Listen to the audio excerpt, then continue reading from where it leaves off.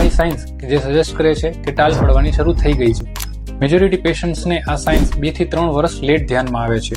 So if you love your hair then watch till the end. Number 1, તમારી હેરલાઇન ધીમે ધીમે પાછી જઈ રહી છે. નંબર 2, તમારા હેર ધીમે ધીમે પાતળા થવા લાગે છે.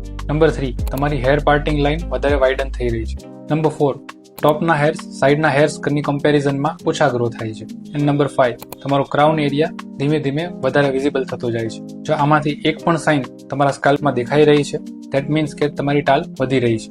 અને ના, ઓઇલ, શેમ્પુ કે રેન્ડમ સપ્લિમેન્ટ્સથી આ બધું ફિક્સ નથી થતું, કારણ કે હેર ફોલના મલ્ટિપલ રીઝન્સ હોય છે, જેમ કે DHT, poor blood circulation, nutritional deficiency et cetera. એટલે જ મોટા ભાગની ટ્રીટમેન્ટ્સ ફેલ થઈ જાય છે.